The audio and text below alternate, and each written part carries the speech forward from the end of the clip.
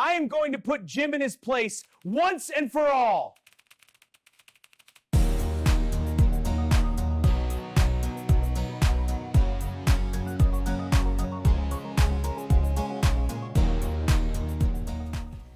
Hello and welcome to Jim's EV Adventures. Today, I'm glad you stopped by, and I will provide some information on why I have not been able to produce any videos lately at the end of this particular video. But for right now, I want to talk about James Montgomery, an overly zealous keyboard warrior, and his cherry-picked statistics. And I'm going to pull up on the screen all of his comment in its entirety, and I'm going to address it piece by piece. This gentleman is currently banned from my channel. I will not allow this type of person on this channel to confuse and to cause problems with other viewers. And that's exactly what he was doing. So let's get into it. Well, in the future, this is how I'm going to deal with the most egregious of commenters when they come to this page. Let's go over Mr. Montgomery's comments. He starts off his comment with saying, "This is where the EV misinformation is blatant and you are propagating it. Please read carefully, if you would, and explain how I will save a ton of money buying an EV, please." Very sarcastic in his overtones. And then he starts out in his first comment, says, "Let's say you buy a car every 4 years, which is common among U.S. car buyers." Wrong, Mr. Montgomery. The average ownership in the United States is 8 to 8.4 years. So you're only half right here.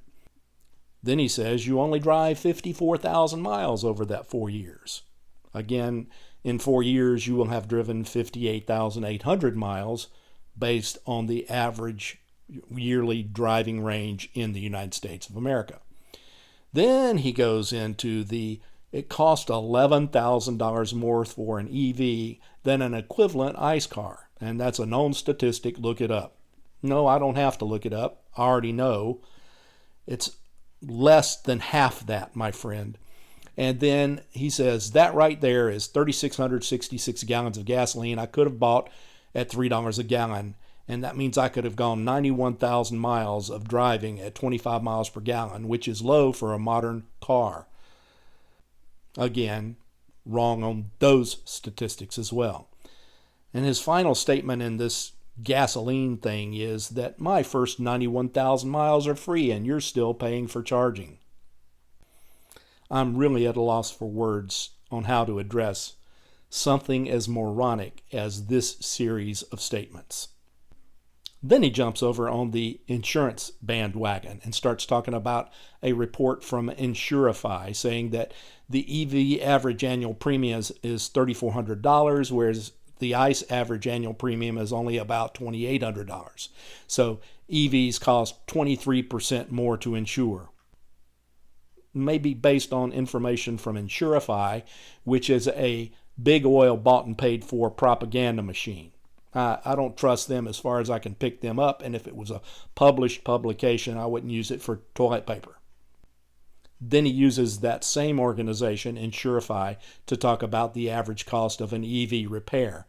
And I guess he's talking about repairs after an automobile accident, but that's okay. Again, more big oil propaganda. Then he jumps over into one of my favorite topics, tires, and he says, let's look at Tesla tires. Tesla tires only last 20 to 30,000 miles and cost 100% more than ICE cars, which last 40 to 70,000 miles. That statement right there proves this man doesn't have half as much sense as a dim-witted billy goat. I'm going to say it one more time, and I've said it in several videos before.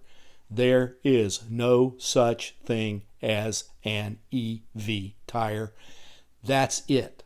That's the end of sentence, and that case is closed. And I'll provide links to the videos below so you can go look and understand how to buy a tire for an EV.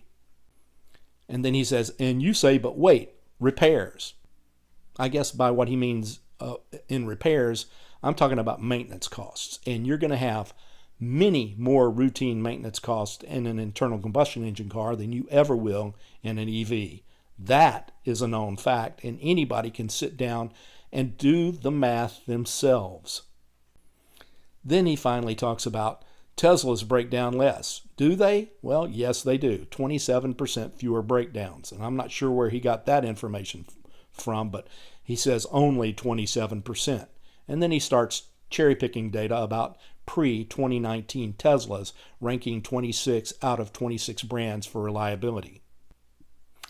You want to talk about something that's liability? Let's talk about cherry picking something like a Yugo. Yugo, the best car ever built, right, Mr. Montgomery? And then he brings in two examples of cars and the different costs. He talks about a Hyundai Tucson 2025 and a Hyundai Ioniq 5 2025. Well, I'm sorry, it's 2026, and I'm going to compare 2026 models, and as you can see from the information on the screen, it's $5,425 difference between comparably equipped Tucsons and Ioniq 5s. Period. Not $11,000 like Mr. Montgomery asserted in his absolutely insane diatribe. Oh, and did I mention you can get some incentives from most dealerships on electric cars right now, which would bring these two cars down to the functional equivalent. And because he can't do math, he started talking about the operating cost, that is fuel versus energy. And he pulls up Autoblog, who gives a clean comparison of filling a 14-gallon gas tank for $43 and fully charging an EV at home for $12.86 to go the same distance. He says the EV in that case would cost 5 cents a mile, but the ICE would only be 12 cents per mile. In reality, the average cost for EVs across the entire nation is about 3 cents per mile, and the average cost for internal combustion engine vehicles is about 15 cents per mile. So you're looking at less than 20% the cost of an internal combustion engine to move it from point A to point B. Then he jumps back to his $11,000 difference in cost, saying it would take 13 years to break even on energy savings alone. I'm really beginning to doubt the capability of Mr. Montgomery. I doubt he could think his way out of a wet paper bag, but maybe that's just me. And again, when you start quoting Autoblog, as he did on the comment later, he says a driver needs to charge their vehicle, their EV, 367 times to offset the $11,000 higher purchase price.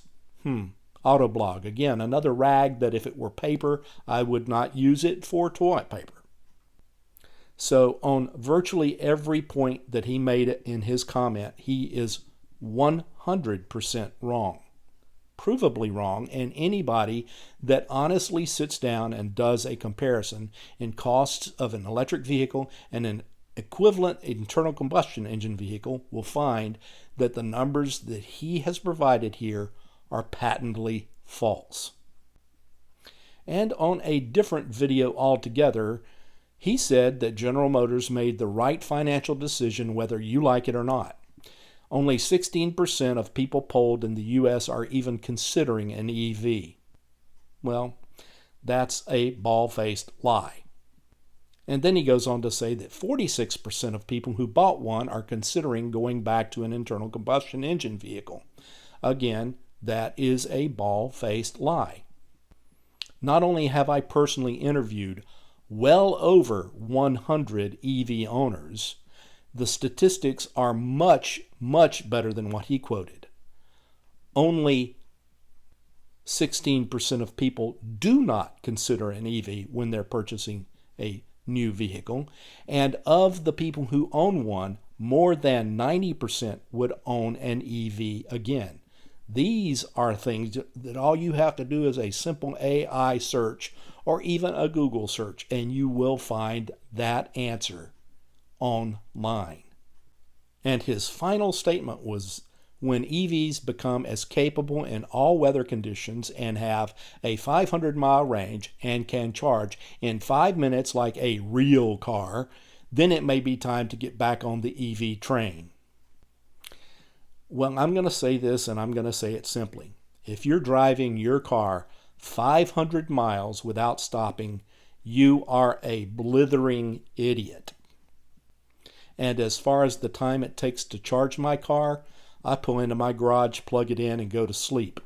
I dare say your car's not going to drive itself to the gas station and fill itself up. So who's wasting the most time, Mr. Montgomery?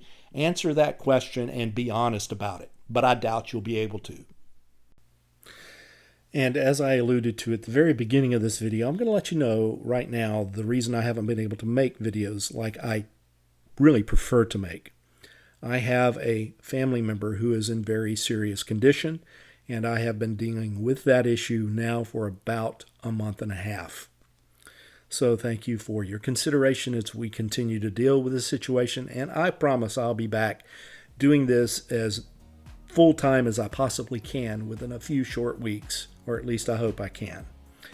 And until then, please remember to treat everyone with kindness, put a smile on your face, help someone today, and pay it forward when someone does the same for you. Take it easy, everybody.